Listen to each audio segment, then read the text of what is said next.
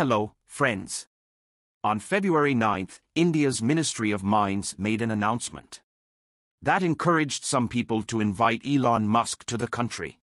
They announced that in the Reasi district of Jammu and Kashmir, almost 6 million tons of lithium was found. The thing is, lithium is considered to be white gold. From the battery in your smartphone to the electric vehicles, everything that uses lithium-ion batteries drives up the demand for lithium. Today, it has become a highly valuable natural resource. According to one estimate, if you look at the global lithium reserves, the country with the highest reserves is Chile at number 1, with 9.2 million ton reserves, followed by Australia, second, at 5.7 million tons. Does this mean that now India has the second largest reserves of lithium? Does this mean that the nation has hit a lottery? Similar to how the Gulf countries became rich due to oil reserves, can India become rich due to the lithium reserves? In this video, let's try to answer all such questions. Let's clear up one thing. There's no uncertainty that lithium is an extremely valuable metal. All smartphones, irrespective of the brand, your phone has either a lithium-ion battery or lithium polymer battery. Additionally, any electric vehicle that is manufactured today by any company, almost every one of them has a lithium battery. This is because in comparison to the other types of batteries, such as lead-acid batteries, the lifespan of lithium batteries is almost 10 times longer. They weigh about 50% to 60% lighter and have higher efficiency.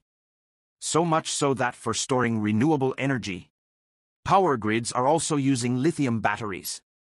In India, almost 88 billion Indian rupees worth of lithium batteries and 1.7 billion Indian rupees worth of lithium metal was imported from other countries in 2020 to 21. And the global lithium market, its total value in 2021 was 600 billion Indian rupees. It is projected that by 2028, its value would cross 1.3 trillion Indian rupees. As people move away from petrol and diesel vehicles towards electric vehicles, as solar and wind energy are used more, replacing coal power plants, we will see a growth in lithium demand.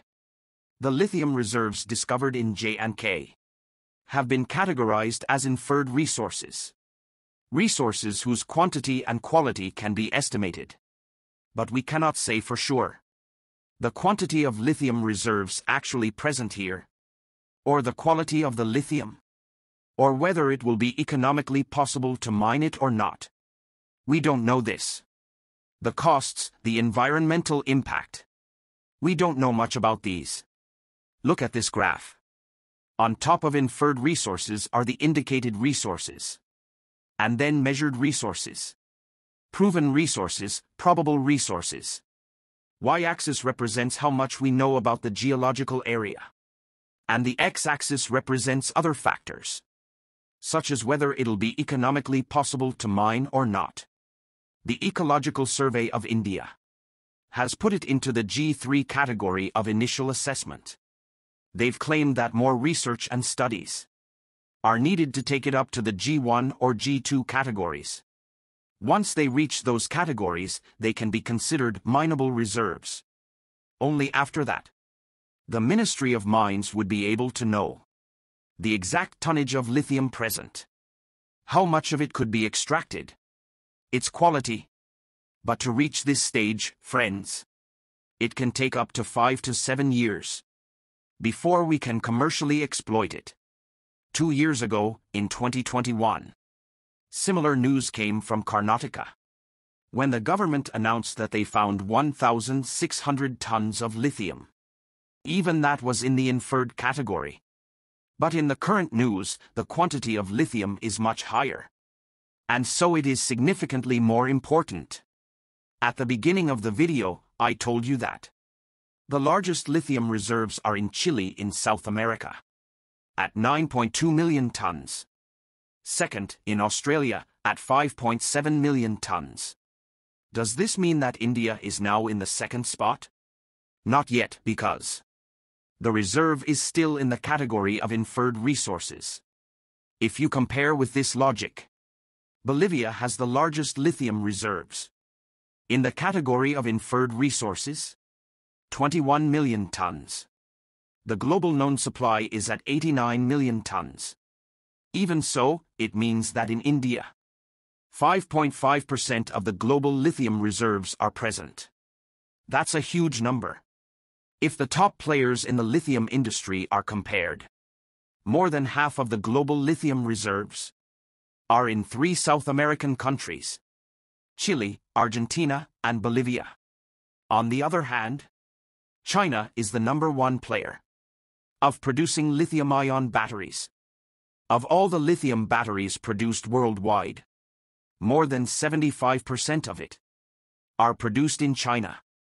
According to a recent study by an international energy agency, China controls 58% of the lithium processing globally. In the second spot is Chile at 29%, and Argentina at the third with 10%. In terms of lithium extraction, Australia's share is the highest at 52%, followed by Chile at 22% and China at 13%. It is interesting to note that China has not discovered many lithium reserves, but lithium processing is the highest in China. They have focused so much to develop this industry. Obviously, there's a high environmental cost of lithium mining. Similar to mining for other resources, lithium mining produces water, soil, and air pollution too. The process of extracting lithium from its ore is water-intensive. A lot of water is wasted for this. According to an estimate, to produce 1 ton of lithium, 2.2 million liters of water is required. The same amount of water in an Olympic-sized swimming pool. Second, lithium is often extracted from hard rocks and underground brine reservoirs. This begs the question: will lithium mining increase the chances of incidents like Joshimath? We will if the government ignores its environmental impact. Third, what about the air and soil pollution produced by mining? It is true that lithium is being used to manufacture electric vehicles and electric batteries. That is reducing the overall carbon emissions. But here, we cannot ignore the carbon emissions from mining. We will have to balance it all. We will have to evaluate the negatives and how we can counter them. In countries like Argentina and Bolivia, people have been protesting the adverse environmental impact. But for a second, if we believe that the discovered 6 million tons of reserves become proven reserves, and it'll be economically profitable to mine them, it won't have a high adverse environmental impact, and that everything's accounted for? How will this impact the Indian economy and geopolitics? This is the most interesting part. Because if we work with these assumptions, the situation would be very similar to that in the Gulf countries that hit the jackpot when they found oil reserves. It is interesting to see that historically, reactions of various industries and its impact when wholesome natural resources were found in any country. There are several positive examples of this. Apart from the Gulf countries, oil was discovered in Norway, Australia, countries like Botswana and Rwanda, which developed a lot. But at the same time, there are opposite examples too. Countries for whom their natural resources have become a curse, where the country had to face misfortune because of that, such as Congo, Bolivia, and Netherlands. The case of the Netherlands is so famous that the phenomenon is named after it. The Dutch disease. What is this Dutch disease? It can also be known as the resource curse, a disease that is seen in countries that have an abundance of natural resources. It might seem like that country should become rich due to the natural resources, but it doesn't happen. In 1977, The Economist magazine used the phrase "the Dutch disease" to explain the case of the Netherlands. Actually, in 1959, large gas reserves were discovered in the Netherlands. They began exporting natural gas. It helped the economy. But about 10 years later, during the period 1970 to 1977, the unemployment rate increased up to 5.1%, which was earlier around 1%. The private sector investment decreased. The economists were confused about what happened. The gas that was found, was that a bane or a curse? Would you agree if I say that the treasure was cursed? The impact can be seen in two ways. First, when the country has high quantities of natural resources, and the natural resources are imported to other countries. This means an inflow of foreign investments. If the exports of natural resources are high, enticing foreign entities to invest in the country, it leads to an appreciation of the currency's price. In the case of the Netherlands, you can assume that their currency will be stronger. Strengthening of the currency can be considered a good thing. But as I explained in the $1 equals Indian rupee 1 video, fluctuations in the currency exchange rates cannot be seen in absolute terms. Some industries benefit from this while others suffer. If the value of our nation's currency increases, people who are exporting other products will suffer. Because everything that is being exported would become expensive. This will impact the other sectors of the country. If you take the example of the Netherlands, they had amazing exports. But the other industries in the country, such as manufacturing industry, exporting manufactured items, will become more costly. The other industries could not sustain their businesses.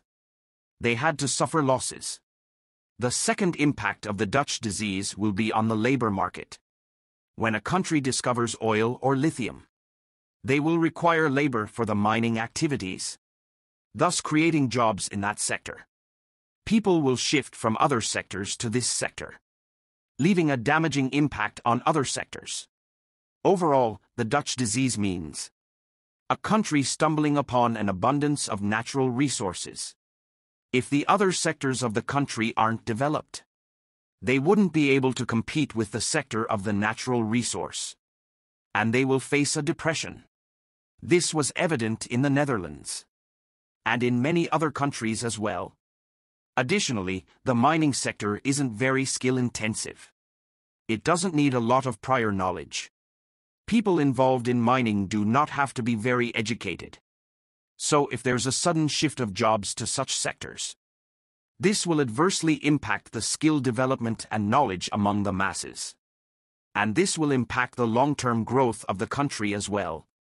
If we see the example of the Gulf countries, they avoided the Dutch disease easily, because there were no other sectors. Literally, the Gulf countries would have no economies, had oil reserves not been discovered. The value of their currency was able to appreciate freely, without any impact on any other sectors, because these countries weren't exporting anything else. The second example is developed countries like Australia and Norway. A high quantity of resources is found there. These countries avoided the Dutch disease by diversifying masterfully among other sectors. Specifically speaking of Norway, this country was fortunate because their government spent on the education of their citizens. They spent on creating good infrastructure, provided a high quality of life to the citizens. They did these before oil was discovered there. Yup, that's right. The first oil field in Norway was discovered in 1969. By then, there was a strong democratic government in Norway.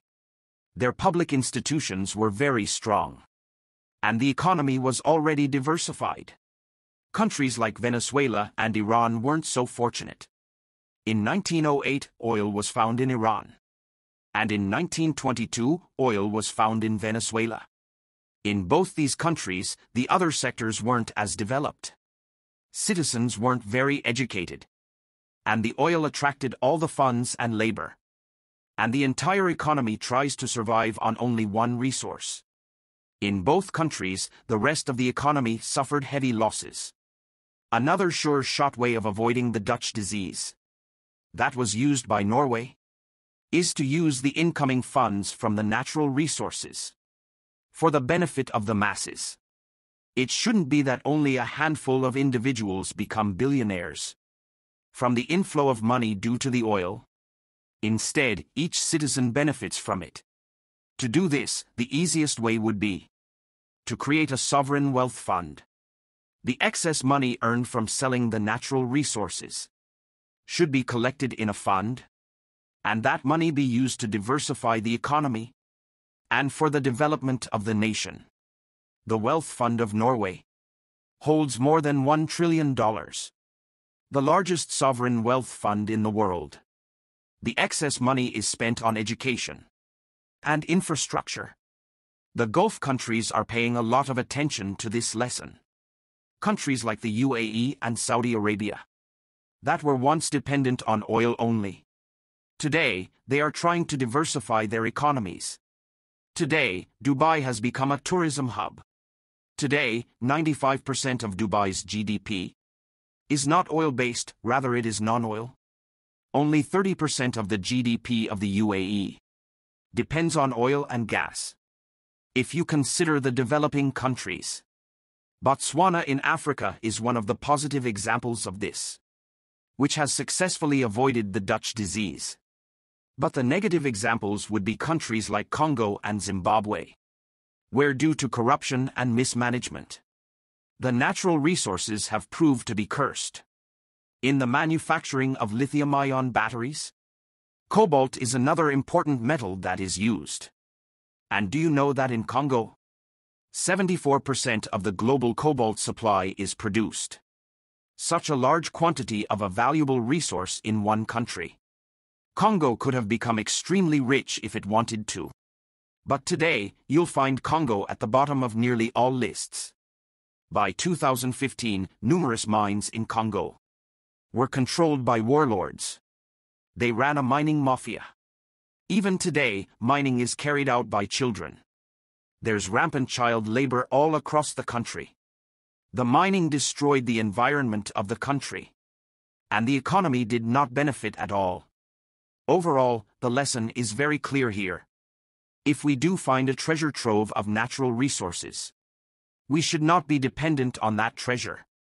We need to use the resource to help the citizens and to diversify the economy of the country. The government should be mindful of things like corruption and mismanagement. Because if there's corruption with the natural resources, it will prove detrimental to the country. And I'll see you in the next video. Thank you very much.